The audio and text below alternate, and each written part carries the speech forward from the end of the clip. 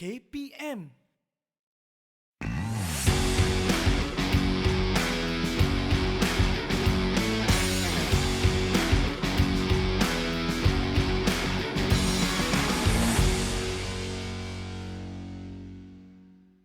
Assalamualaikum warahmatullahi wabarakatuh dan salam sejahtera. Bertemu kembali dalam Diet dan Nutrisi bersama dengan saya Nurul Aimin Abdul Rahman, Sports Dietitian.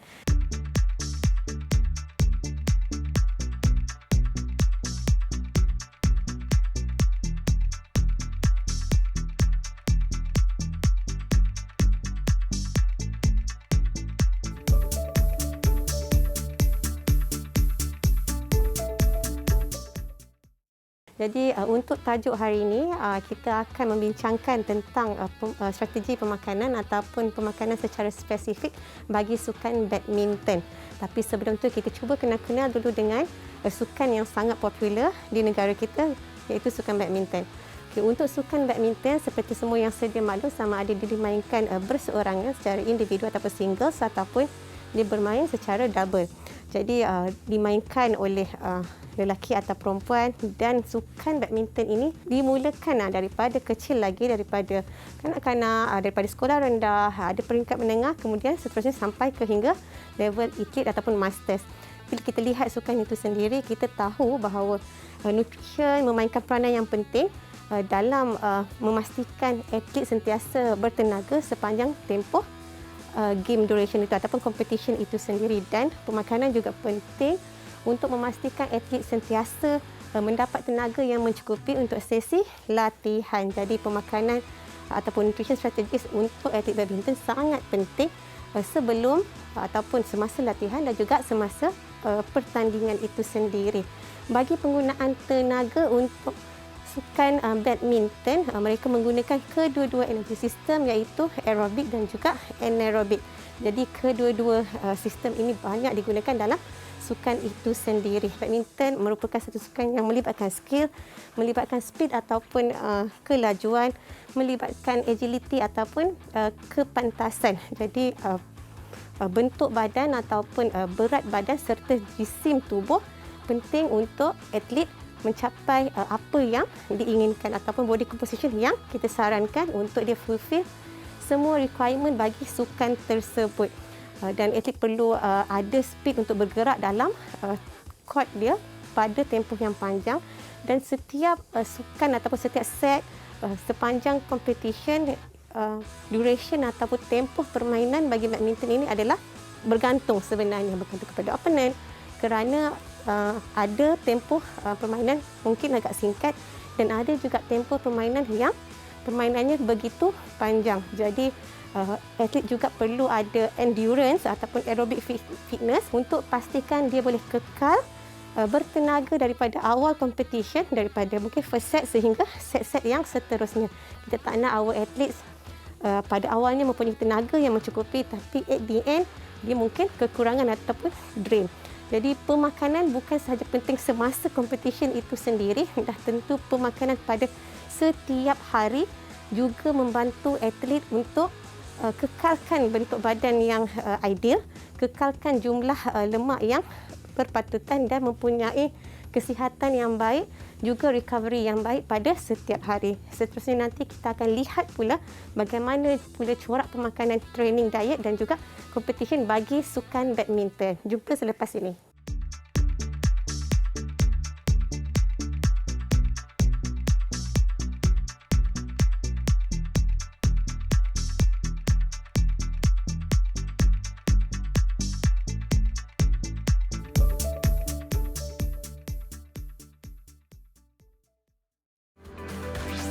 Didik TV KPM.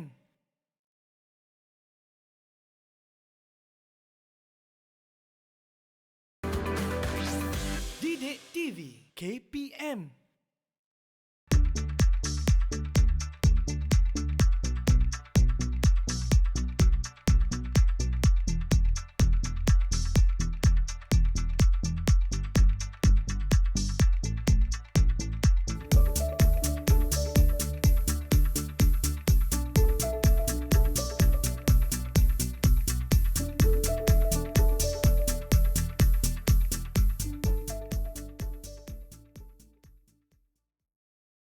Nutrition ataupun pemakanan merupakan salah satu faktor ataupun strategi yang penting bagi atlet badminton.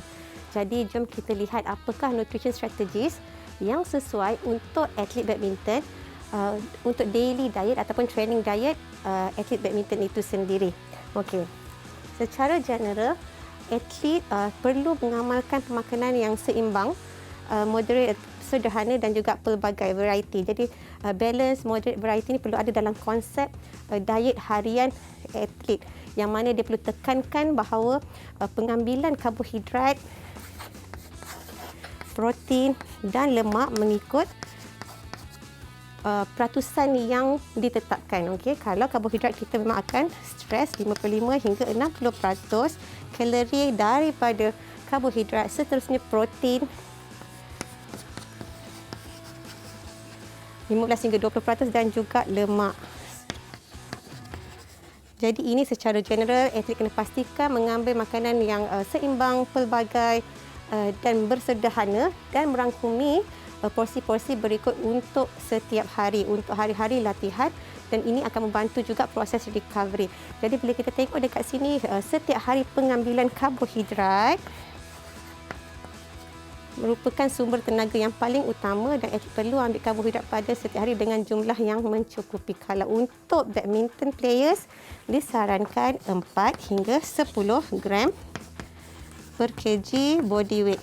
Jadi ini menunjukkan 4 hingga 10 bergantung kepada intensiti latihan itu sendiri ataupun kekerapan latihan yang dilakukan oleh atlet. Lagi tinggi, lagi lebih jumlah masa yang atlet berlatih, maksudnya keperluan karbohidrat akan semakin meningkat.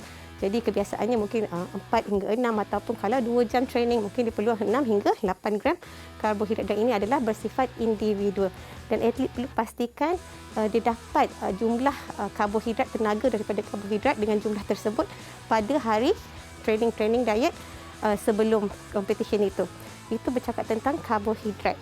Kalau kita bercakap tentang protein, kita memang tahu fungsi protein untuk muscle repair, untuk recovery, untuk fungsi-fungsi tubuh yang lain. Jadi pengambilan protein juga sangat penting dan atlet perlu ambil lebih kurang 15 hingga 20%. Jadi macam mana kita nak tahu berapa banyak 15 hingga 20% kalori yang datangnya daripada protein. Untuk badminton disarankan pengambilan protein adalah 1.2 hingga 1.4 gram per kg body weight, dan apabila mencapai jumlah protein ini, dia perlu diagihkan dengan baik pada waktu-waktu makan utama dan juga pada waktu snack, iaitu ataupun waktu pre-training, post-training dan juga recovery, atau juga untuk bed, sebelum pre-bed, okey, sebelum tidur. Kemudian tentang pengambilan lemak, atlet juga masih memerlukan lemak, jadi fokus kepada pengambilan lemak yang sihat, yang mengandung mufa, pufa, olive oil, fish oil ataupun ikan-ikan yang berlemak, yang mana ini dapat memberikan kesan yang baik dan juga ada anti-inflammatory effect kepada sukan itu sendiri. Selain daripada itu, pengambilan vitamin dengan minerals daripada buah-buahan dan sayur-sayuran juga penting, yang mana mengandungi antioksidan, dan ini juga dapat membantu mencegah daripada free radicals merosakkan tisu-tisu otot yang dah rosak pada kita punya sesi latihan. Jadi pengambilan sayur-sayuran dan buah-buahan sebenarnya penting untuk atlet, apatah lagi untuk atlet remaja, yang mana kita memang tahu pengambilan sayur-sayuran di kalangan atlet remaja agak kurang berbanding dengan peringkat umur yang lain.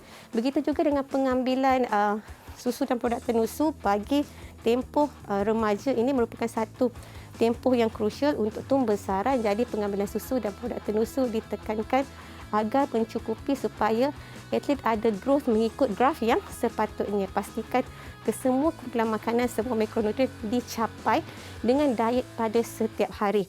Okey, dan ini adalah untuk training diet kepada atlet, untuk pastikan atlet boleh berlatih dengan baik dan juga membantu proses recovery sekiranya ada sebarang kecederaan. Dan dengan mengamalkan diet yang seimbang ini, dah tentu atlet akan ada paras kesihatan yang baik, dah tentu dapat membantu atlet nanti di dalam competition. Dan untuk setiap hari juga training diet, atlet perlu pastikan pengambilan air adalah mencukupi pada setiap hari dengan mengagihkan jumlah yang betul sebelum training, sebelum latihan, semasa latihan, selepas latihan dan juga pada setiap waktu makan. Dengan cara itu, atlet akan kekalkan tahap hidrasi yang baik dan ini adalah sangat penting sebagai salah satu persediaan kepada competition. Bukan sahaja masa competition kita penting kekalkan hidrasi yang baik, tetapi sebelum itu lagi kita kena pastikan hidrasi berada pada tahap yang baik. Okey, seterusnya kita akan move on kepada bagaimana pula untuk atlet badminton mengekalkan corak pemakanan yang baik semasa competition itu sendiri. Dalam competition tersebut, duration ataupun tempoh masanya adalah berbeza-beza bergantung kepada perlawanan atau bergantung kepada sets. Jadi sebelum pertandingan, atlet sebenarnya perlu pastikan atlet ada tempoh masa yang mencukupi untuk makan secukupnya sebagai membekalkan enough masa glycogen, liver glycogen dan juga cukup sources of carbohydrate untuk digunakan pakai semasa game tu nanti. Dan kebiasaannya ia akan bertahan lebih kurang 90 minit. Okey. Jadi kalau atlet makan terlalu singkat, kita memang tak ada proses penghadaman dan dia tak dapat lagi diserap oleh tubuh badan. Jadi 1 hingga 3 jam sebelum competition, atlet boleh makan makanan yang high carbohydrate, moderate protein dan juga rendah lemak. Okey, kemudian andai kata memerlukan additional 1 jam sebelum competition bermula, atlet boleh ambil something juga, snacks yang mudah dihadam.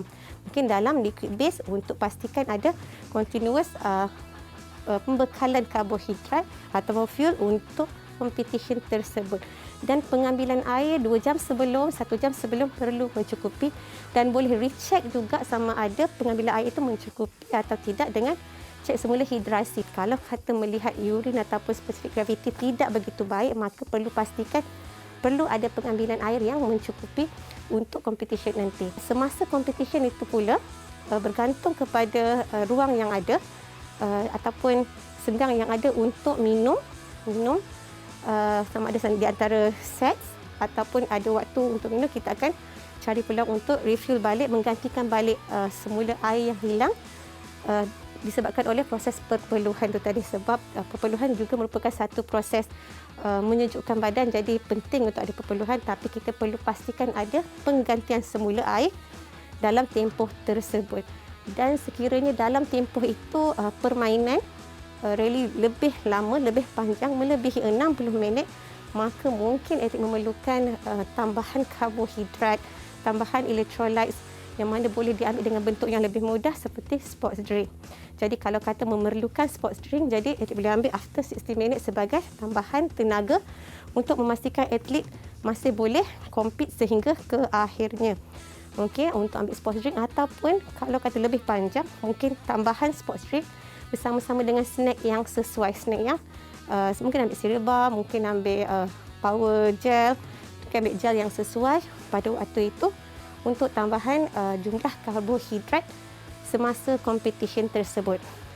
Setelah selesai semua, pentingnya untuk ada recovery, iaitu betul-betul selepas habis daripada competition tersebut, atlet perlu makan betul-betul selepas di antara 30 hingga 60 minit. Yang pertama untuk pastikan proses recovery itu terus berjalan, dan pada masa ini apa nutrien yang diperlukan ataupun makronutrien yang diperlukan adalah gabungan karbohidrat dengan protein yang mana rasionya lebih kurang 3:1. Jadi terus lepas itu sediakan any snacks sendiri ataupun mungkin susu, mungkin roti dan tuna, mungkin roti dan peanut butter betul-betul selepas untuk dapatkan instant recovery dan memulakan proses recovery. Dan proses recovery itu bukan sahaja kita lihat kepada karbohidrat dan juga protein, tapi penting juga untuk memastikan penggantian air juga berlaku. Maksudnya refill semula kehilangan air disebabkan oleh perpeluhan sepanjang game sebelum tadi. Dan pada masa yang sama, bukan sekadar air, kita perlu tengok juga kepada elektrolit yang hilang dalam proses perpeluhan. Kehilangan elektrolit yang berlebihan ini mungkin boleh menyebabkan cramp dan sebagainya. Jadi penting untuk atlet pastikan kesemuanya diambil dengan kuantiti yang betul, dengan timing yang betul, jenis-jenis yang betul supaya atlet boleh manfaatkan strategi pemakanan ini supaya atlet dapat memberikan persembahan yang optimum semasa competition dan juga semasa latihan.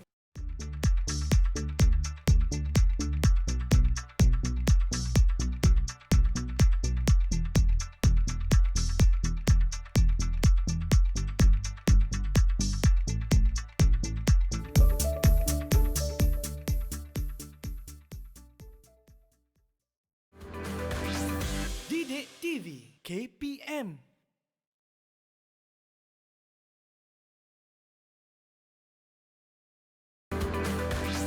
Didik TV KPM.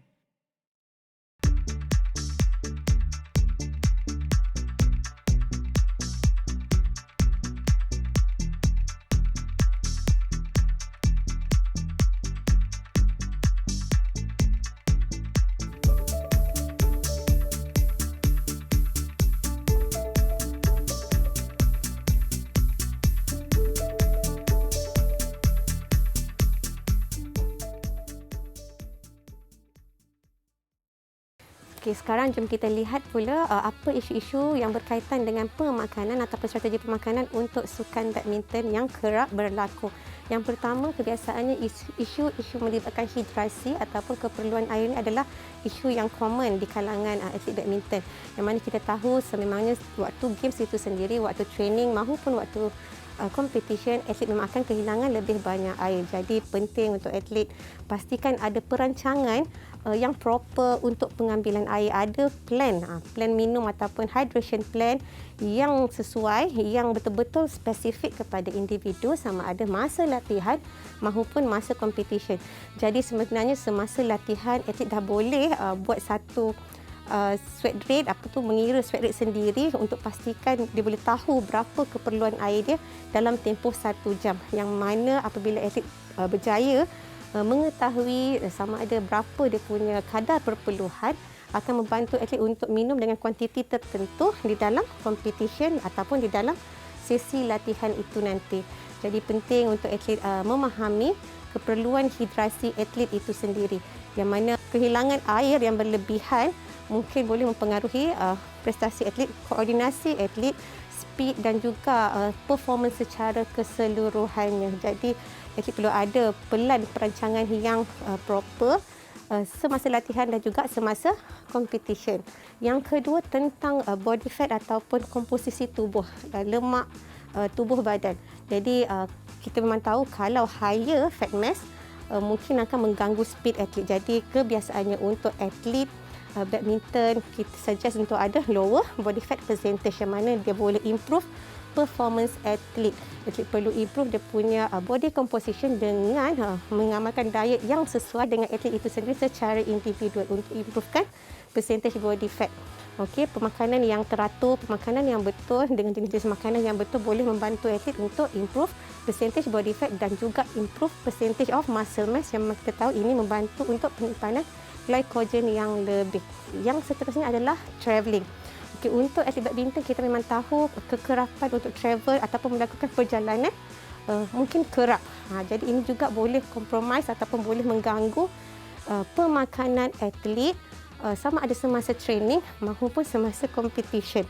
Jadi kita kena pastikan walaupun atlet terpaksa travel from one place kepada one place, atlet perlu pastikan dia mengambil pemakanan yang seimbang, yang boleh memenuhi keperluan semasa latihan dan juga keperluan semasa competition. Dan kena tahu dan kena merancang betul-betul perjalanan dan menyediakan makanan-makanan yang sesuai, snack-snack yang seimbang supaya atlet walaupun terpaksa travel ke banyak destinasi atau kepada negara-negara yang lain, dia masih boleh optimiskan pengambilan nutrien, pada masa yang sama memastikan dia mempunyai hidrasi dalam tempoh perjalanan dan juga semasa competition di tempat lain itu. So itu antara isu-isu yang kita kerap dengar di kalangan atlet badminton.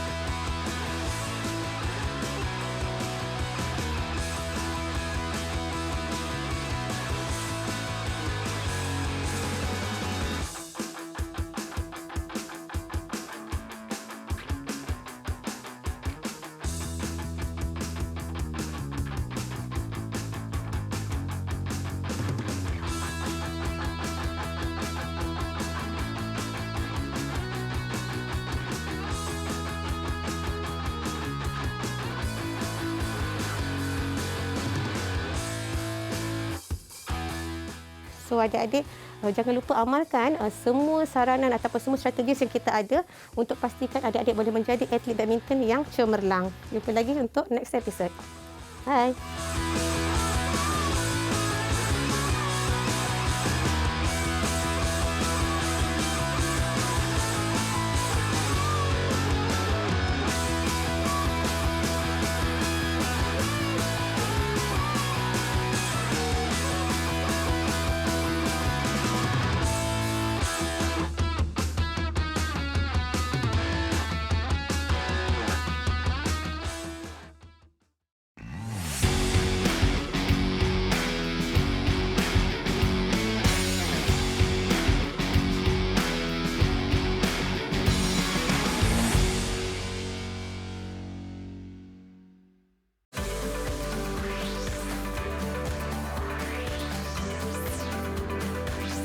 Didik TV KPM